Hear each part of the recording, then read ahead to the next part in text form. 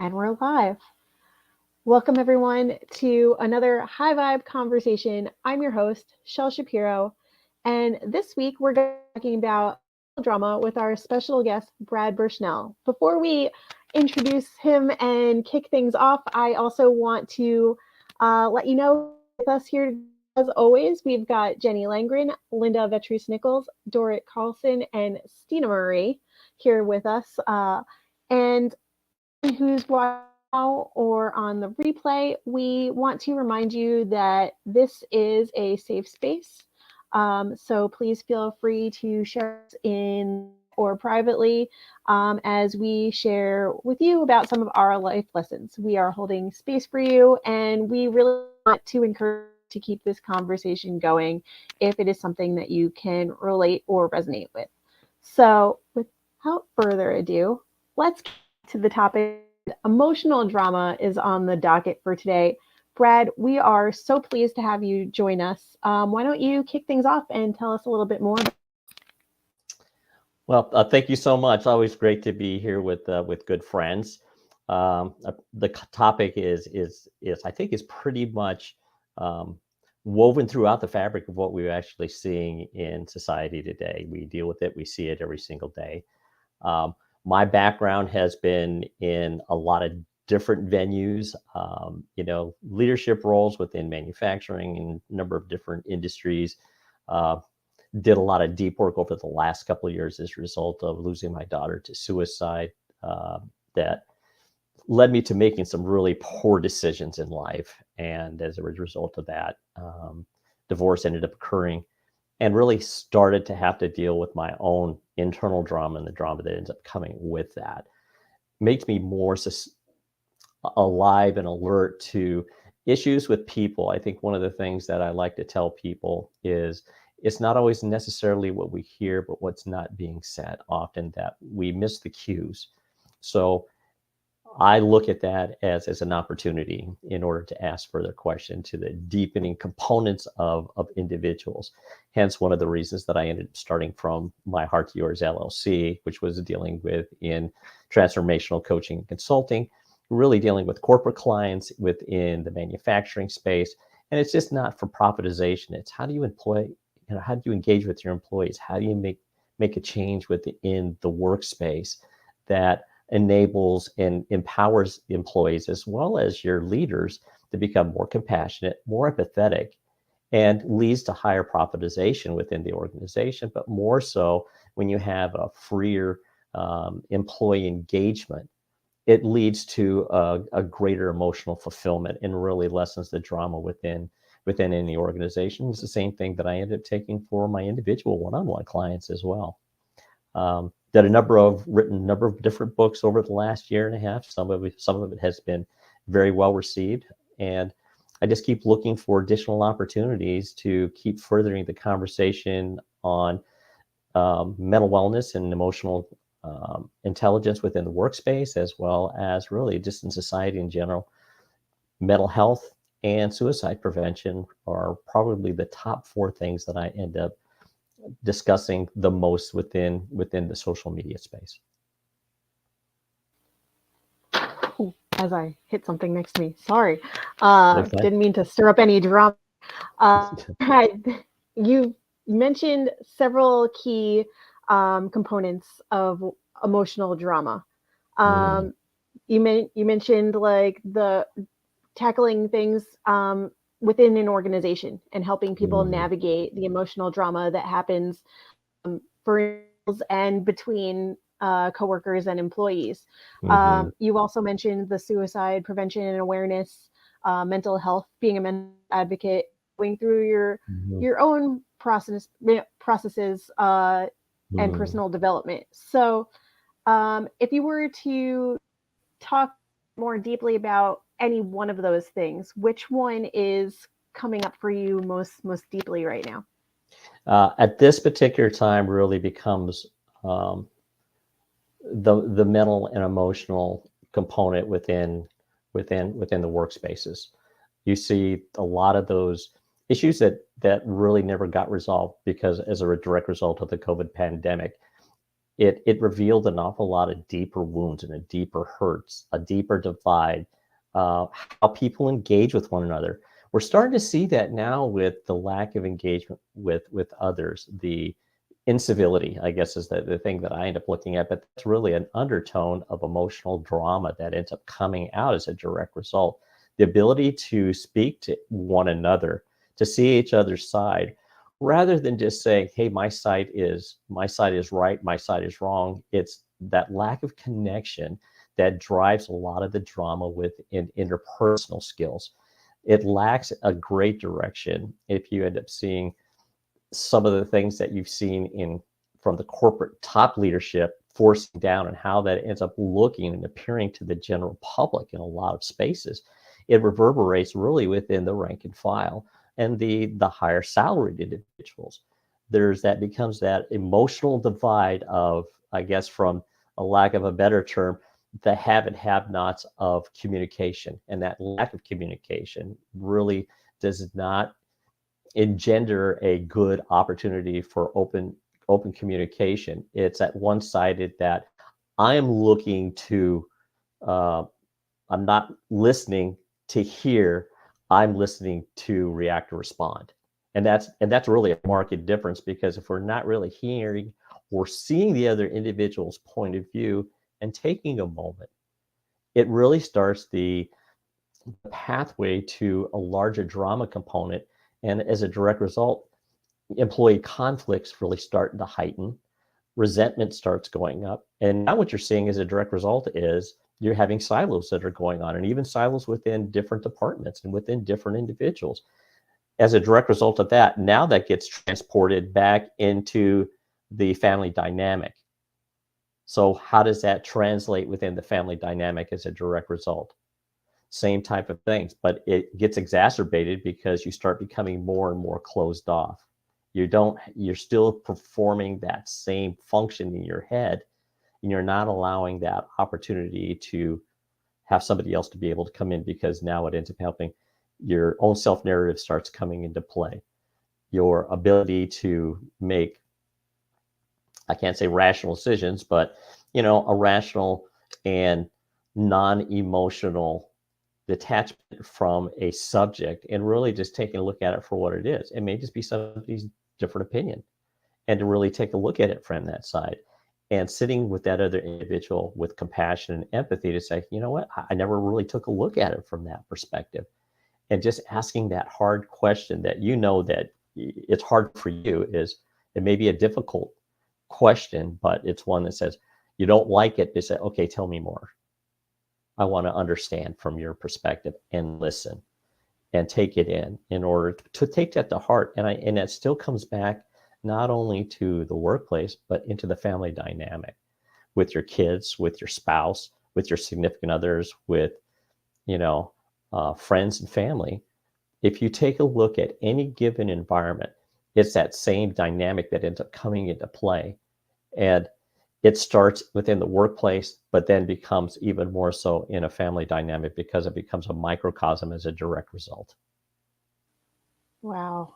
Uh, Thank you. Well, there's so many, again, so many components of this that like are worth exploring deeper. And Jenny, I know that you can speak very, very well with you do within your organization and individually with people to overcome some of the emotional drama they're needing, so that they can thrive more in their workplace. But I know that you can also speak to it from a personal standpoint with your family, kids, and some of the relationships that you've had in the past. Um, what's coming up for you? So I don't want to direct you in one form, but what's coming up for you when Brad's sharing about emotional drama? Thank you, Brad. You're bringing up so many important points. And what comes up for me is that we can act from a place of fear, or we can act from a place of love. And love for other people really begins with a love for ourselves. My connection is very unstable, so you have been going in and out. But intuitively, what I've been picking up is It's bringing me back to my own inner work so that I don't have to respond to be protecting my self-image, that I can live and work from a place of enoughness. And I do so by treating myself with grace and kindness. And Brad, I know you speak a lot about treating yourself with grace. So I'm going to flip it back to you. Yeah, grace is a huge component. You know, one of the things that so many different readings that I've had have been, you know, revolve around, you know, we're too often too difficult on ourselves and providing ourselves grace. We're operating with the tools that we have in that given moment and what we possess. We constantly look at ourselves from a through the glasses of perfection. Perfection is a lie. We look back at within ourselves, within that, and by giving ourselves grace, self-grace, and compassion, it allows us so much more. It allows us to say, to self-soothe, self-healing.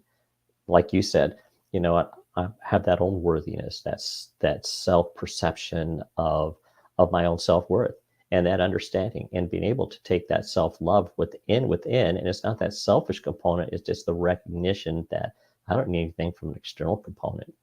Everything that I possess is within.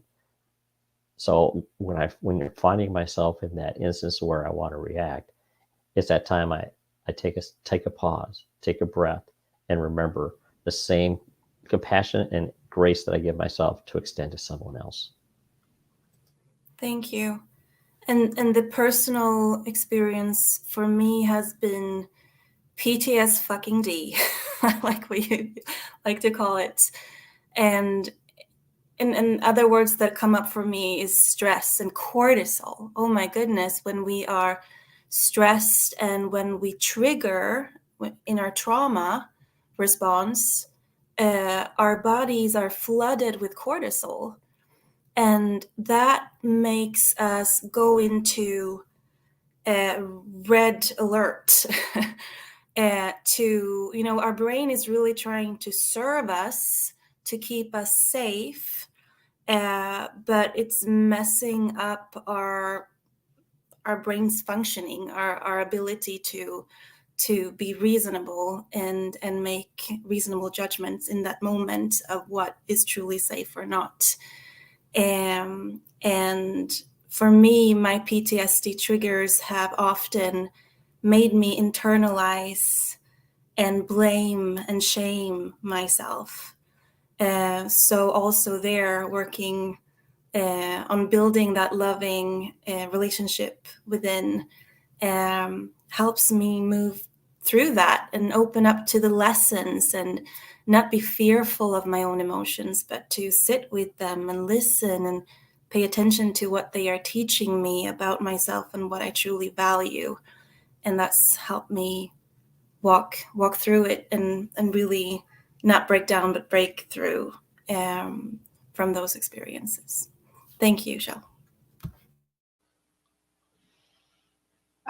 Something that you both were talking about is like moving through the feeling and working through some of those emotions. And although I think I'm not quoting the word exactly that you used, you were talking about like calming yourself and slowing down to take time to think about what's actually like happening and where you're feeling it. And I saw a post, I think it was yesterday, that was about emotions, and they broke it down into emotions. The E is the energy that's around us. Then we need to like actively not sit and be stuck in it. We need to move through it. That's the motion part. So emotions. And it reminds me so much of Andra's swamping the feelings. Like when you just need to like shake it out or go scream or dance or like just work and process through something, which I've been out of lately, so that I don't react when I'm feeling triggered and just wanting to either just silence myself or project that shame onto somebody else. And I'm recognizing it a lot sooner now and just separating myself to be like, here's what's coming up. What can I do to navigate it? And that doesn't mean to like just hurry through it. I don't mean that I'm out or screaming to move on and go on to the next thing, but dealing with some of those emotions and through them and not being stuck and ruminating in it has allowed me to not exacerbate that drama that I feel like, and the turmoil and loss that if I stay stuck in it, or if I linger in the situation for a little bit too long, even for just a moment, then I'm caught in this whirlwind that can process of, now how do I get out of it? Like, I'm stuck. I don't know what to do next because it's just all consuming. And so the sooner that I can recognize it and through it, either to quiet something or to just like scream and shout and make as much noise as possible to get through it, found both to be really helpful. So that's what was coming up for me as you were both talking about emotional drama. Linda, I'm coming to you now. I know you also work with people, and we've all gone through that process to get out some of the things that we've years and through our experiences and our trauma, and helping us release some of those things. So can you talk a little bit more about how this helps go work through with their emotional drama, or what else is coming up for you when you think about it? What I've noticed is for people who have been victimized, if they're hanging on to victim mentality, they have a really hard time going through that process of chewing another person out. It's all imaginary, but they can't even do it. And so yeah, and they're more than happy to do the neutralization wording. They're not able to. They all make a mistake over and over and over, and so I know they're not done doing the release piece. So that's been really fascinating for me. When Brad was talking about people reacting and overreacting, and I'm right and you're wrong, that really takes me to what I call non-duality and the I'm right, you're wrong is duality. And again, like Brad was talking about, what's an illusion, that is also an illusion. And it's not about it's right, it's wrong. It just is. And from that place, everyone's empowered to make a decision, to stay in the conversation, to do the empathetic thing like Brad suggested of, oh, tell me more about that. And when you can see someone else's life through their filters, that's when you have true empathy, as Oshuk teaches about Achara. Yeah.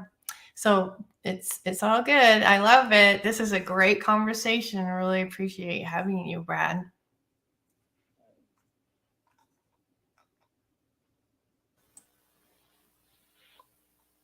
Before I move on to Dora and Stina, Linda, I have another question for you that's coming up for me. You often notice that somebody is not done with their inner work because they keep making the same mistakes. Can you give an example?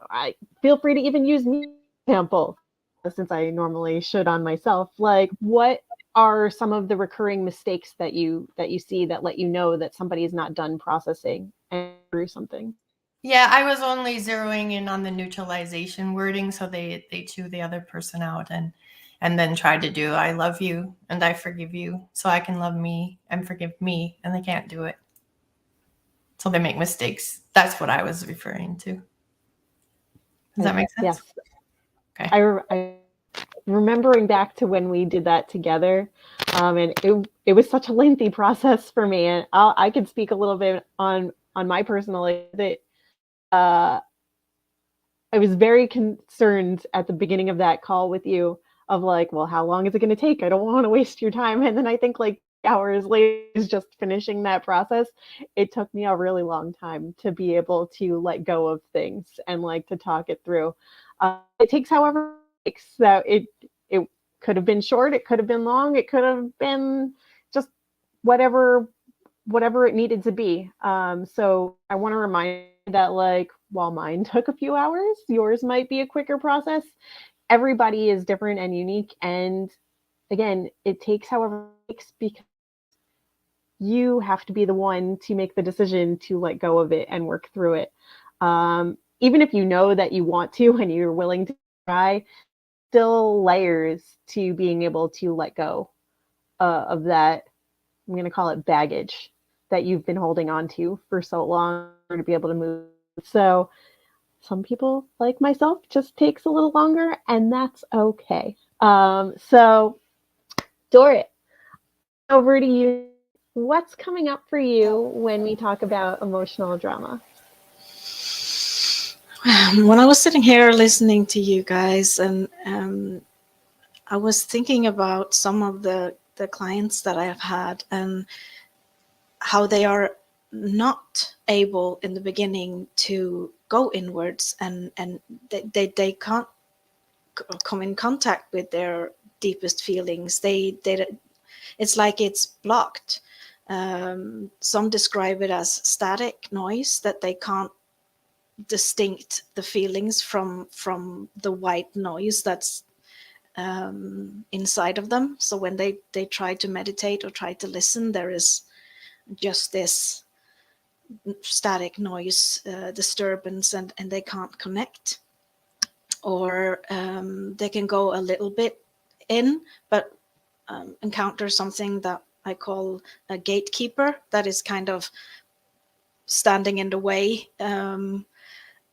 Let's call it an entity inside that's guarding those feelings because it's too painful or to deal with. So their mind has put these protections in to keep them from experiencing this pain.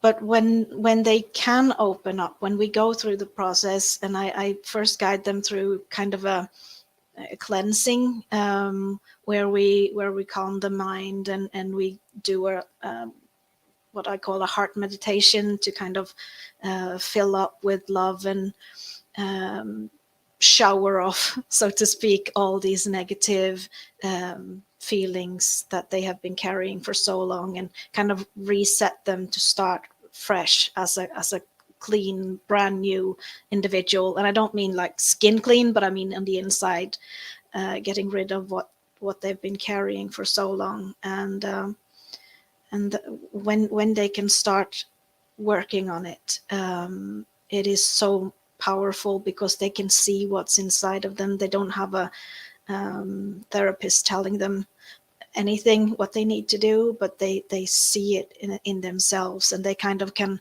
experience this from a safe place, and feel in control and acknowledge.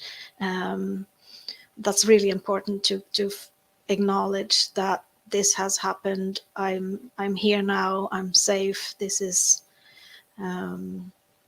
all a lesson from life. So yeah, that's what came up for me, Joe. Thank you.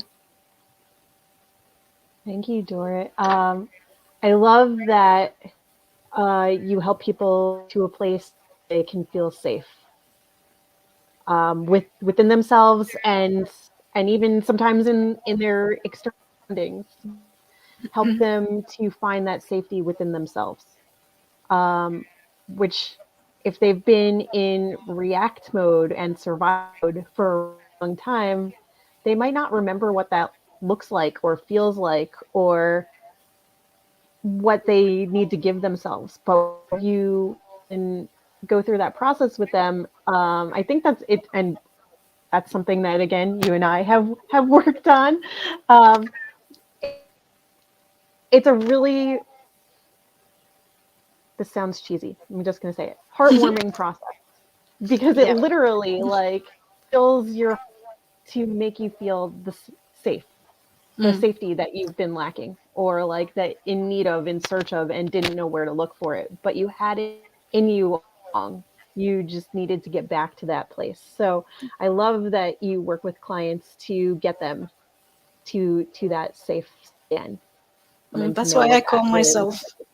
Yeah, that's why I call myself a confidence coach, because the result is that people feel better about themselves. They feel more secure. They feel more confident moving forward with their choices. They stand much firmer in their beliefs, and you know, the whole process of how they show up in their family or in the workplace is radically shifted after an experience like that.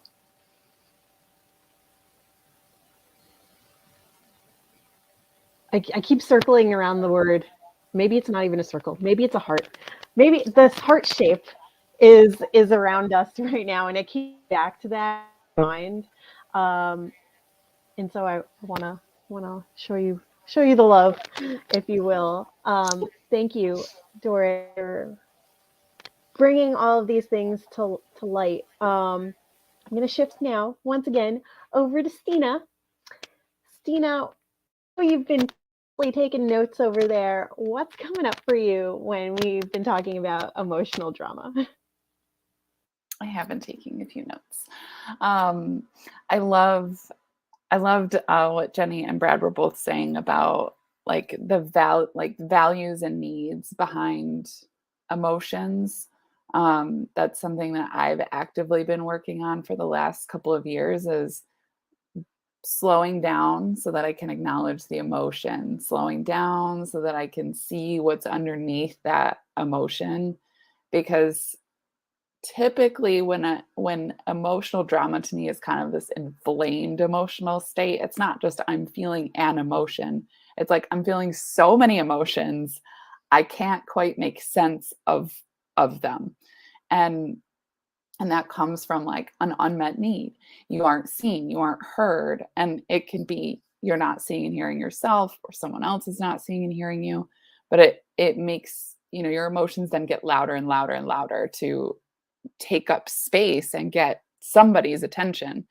And I think that the more generous and gentle we can be with ourselves to actually give ourselves space for things, the more we can address those things before it gets to that state of being, you know, this big, loud, kind of catastrophic cloud of emotions. And I found even like in my work when I'm scheduling, or rather when I'm estimating a copywriting project, I have over time gotten a little bit more generous with my estimates, where I'll say, well, maybe I could get this done in an hour, but I'll never tell anyone that I'll get it done in an hour. I'll tell them 2. And if it is an hour, they're going to be delighted. And if it's a little bit rough of a day for me and it takes an hour and a half, or I need that 2 hours to do a really quality job because of the intensity of what I'm writing, like I have the space to do it. And just the fact that I lifted some of that pressure off of myself to perform in this really constrained, you know, space and environment, oftentimes will speed the work up. So just knowing that we can take up space for communication, that we can have the time to have meaningful conversations and connection. Like we tend to want to skip those things because they don't tie immediately to a productive outcome, you know, that's measurable, that we can put into an Excel spreadsheet. But those are the things that impact, you know, our bottom line more than anything. You know, we had Dave Inglis on. He talked a little bit about that. His wife Jen, who talks about the umbrella effect and you know, creating that breadth of emotional intelligence for ourselves and our kids. I've worked with clients in restorative justice, which is all about you know, slowing things down and really understanding each other and spending time with each other. And I have a client who's working to get people reconnected with nature and their natural rhythms. So there is this like tide, there is this movement where we're recognizing that a lot of our experiences are coming from this relentless pace.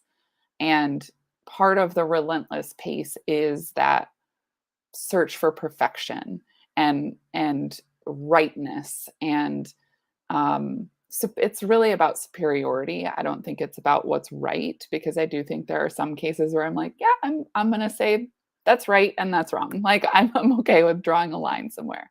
But there is this need for power over, and there is this need for superiority and dominance, because in the past, that's what has made us safer, right? Like as an individual, if I can dominate, that will make me safer. But I think that now we're looking at what actually makes this a safer space. What is actually making this a safer community? And a lot of us are not equipped with the skills, have not been equipped with those skills through childhood, like to do these things. It's not inherent, it's not innate.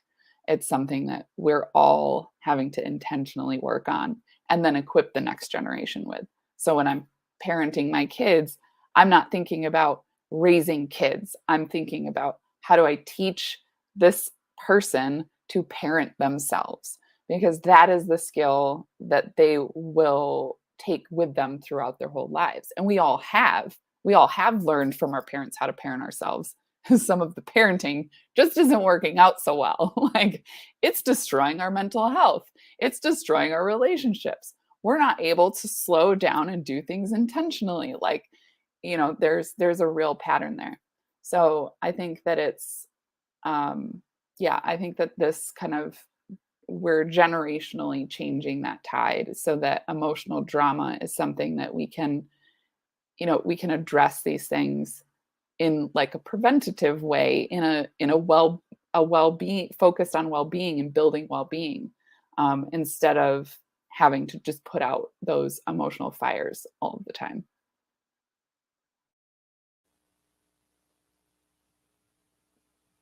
As you're talking about,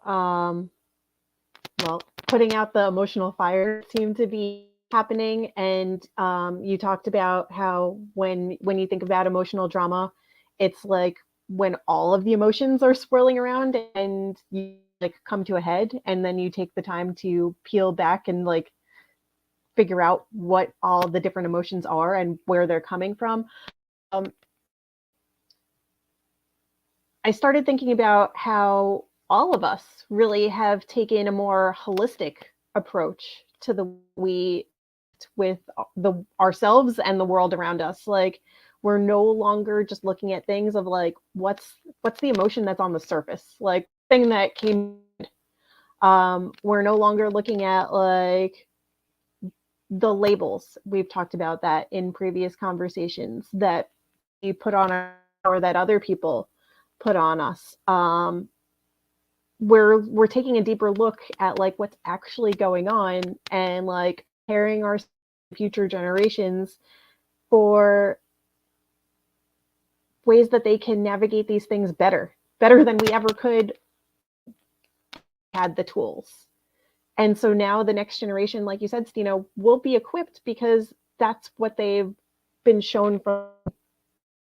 And so I love that you've taken those first few layers off a little for us to see that like there is more heat going on here. Like, yes, we've all been parented. We've taken those lessons with us into our own adulthood, parenthood, and now we get to improve upon them and give our kids and the next generation all the things that we were missing. Trying to give ourselves now. So I love that we've all taken this more, I don't want to use the word holistic again, but like overlaying like alternative route to the way we look at the world.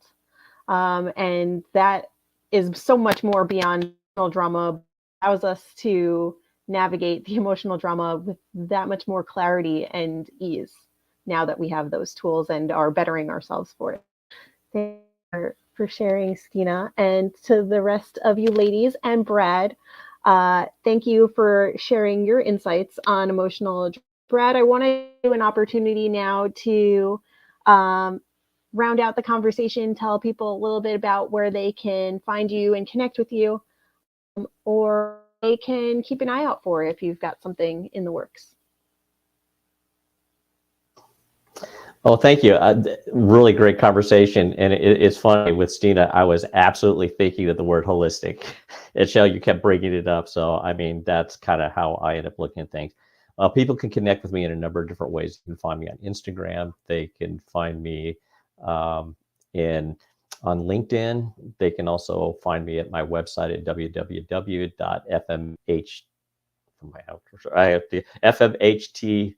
FMTHYLLC.com for my heart to yours LLC.com. I have to go that in my head, hard to do. A couple of things that I do have coming up, as many of you probably saw, I've been working with Shar Murphy on the last book that ended up coming out was Mission Hope. We're actually working on a brand new book. It's called Mission Faith. So be looking for that one to be coming up. Got a great group of writers that are going to be coming up and a lot of brand new ones. It's just not from a spiritual component. Some of the stories that I've already read are absolutely just amazing, and they're very heartwarming. They're very challenging, but it still adds to that narrative that there's so much more work that we need to do when it comes into emotional drama, and to be able to see people, to hear them, to let them know that they are worthy of love, connection, and belonging, as Brene Brown talks about a great deal. That's the thing that from my perspective, is going to be the most needful and what I'll be working on for until the day I take my last breath. Well, definitely make sure to find Brad, connect with him, check out some of the amazing work that he's doing. Of course, if you like the conversations that we're having here on High Vibe Conversations, we invite you to connect with us on multiple forums, wherever you can find us. We invite you to join us individually for a High Vibe conversation if you'd like to book with one of us in particular to continue the conversation. And we would love for you to come back next time for another High Vibe conversation. Until then, thanks, Brad, ladies, for joining us again today, and we'll say bye for now.